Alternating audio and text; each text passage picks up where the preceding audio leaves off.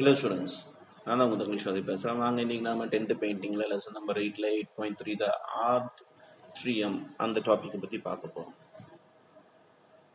த atrium title. So இந்த title பேர் வந்து த ஆட்ரியம். இது எந்த விஷயத்தில் வரையப்பட்டது அப்படின்னாக்கா வாட்டர் கலர் பேப்பர்லேருந்து வாட்டர் கலர் வச்சு வரைஞ்சிருக்காங்க. எப்போனா 1920 வரைஞ்சிருக்காங்க. இதோட சைஸ் பார்த்தீங்கன்னாக்கா 12.5 inch into 9.5 inch. இது யார் வரைஞ்சதுனாக்கா ககனேந்திரநாத் தாகூர் அவர் வரைஞ்சிருக்காரு. கலெக்ஷன் எங்க வச்சிருக்காங்கனாக்கா கொல்கட்டால பாத்தீங்கன்னாக்கா ஜோராஷன்கோங்கிற இடத்துல ரவீந்திர பாரதி சொசைட்டிங்கிற இடத்துல வச்சிருக்காங்க இந்த ஆட்ரியம்ங்கிற பெயிண்டிங்க. இதோட டிஸ்கிரிப்ஷன் என்னன்னு பார்ப்போம். Gaganendranath Tagore was born in 1867 in the Tagore family in Kolkata. He was a leading figure of contemporary Indian painter. His important work was from 1910 to 1921, where the sketches of Himalayas, the life of Chaitanya through art in a sequence and world and wonderful drawings depicting the Indian life. On one hand, he supported his brother Abhinandranath, and on other hand, he showed his inclination towards Cubist school in Europe. Later in his career, he developed a distinct style of his own and his own brand of Cubism. The core of Cubism was to expose in abstract geometrical structures. He developed his techniques after a long period of experimentation. He overlapped the flattened geometrical shadow shape of colors and created a mystic world. He was definitely a master of beautiful composition.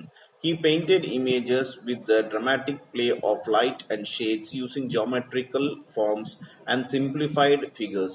He never blindly imitated the Western art style. He was also great critic of his time, and his social cartoons were very popular. His cartoons reflected his treatment of scenes of Kolkata and the funny side of the life of its citizen.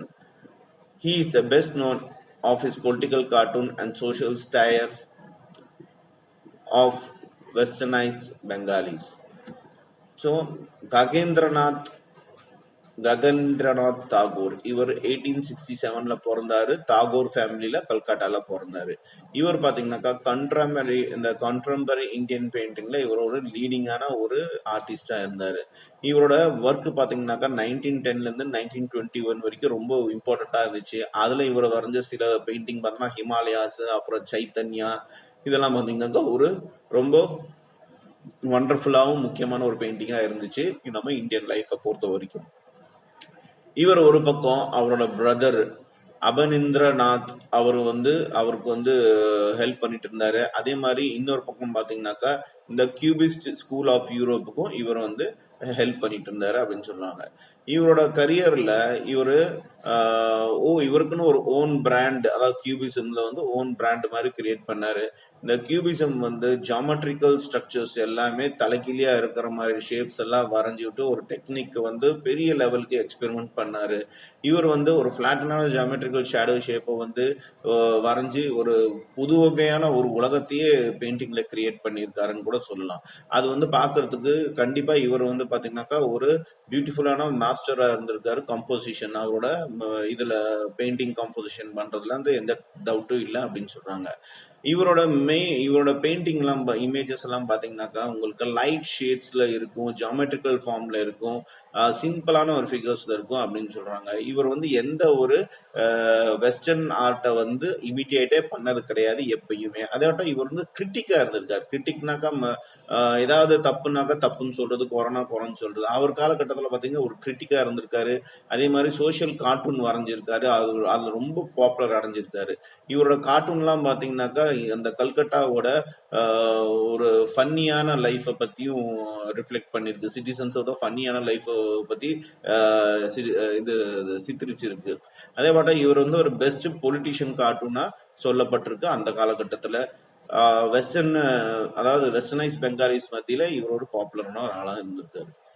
One of his painting, the Atrium, is a remarkable work and a fine example of Cubist influence on his work.